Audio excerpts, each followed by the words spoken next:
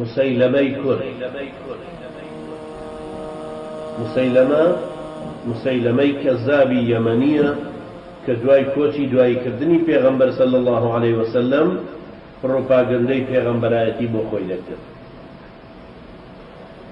کە شەقامەکان تەسکە بن کەس ناوێرێ لە حەق بدوێ، کاتێ ڕاستی ئەنرێتە بن گشت خەڵکی زمانیان ئەسوێ، هەر مسەیلەمەی ڕووسین و بەرجی کوردی ئەکەنە بەر، کلێتەی سپاتی مەرەز ئەکەنە سەر، هەر یەک لای خۆی دینێکی نوێ و ئازادی ئەم میللەتە دێنێتە دەر، بۆ سەرنج ڕاکێشانی گەل سرودی کوردی ئەخوێنن، لە ژێرەوەش بۆ پارە و بول، لە ڕۆژنامە و لە گۆڤارە لەسەر مینبەر شادە بە شانی کوفر دێنن، بێشەرمانە بە ئاشکرا لەژێر گوڵینکەی کلێتە و سێبەری ڕشوەی مێزەرە، خوێن و مافی ملیۆنەها ڕوت و ڕەجاڵ ئەنێنە چاڵ.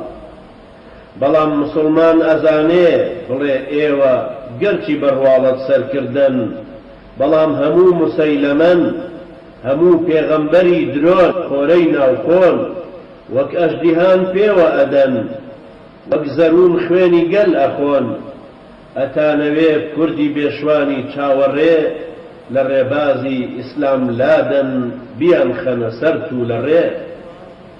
بەڵام خۆ دوێ گەلێ کەس هاتن بوون بە شوانی مێگەل و ڕان، چون بە دڵسۆزی نەیلەوەڕان، دای بە گورگ دای بە قڕان، ئێستا کەش کورد دڵنیایە ئێوەش هەروان.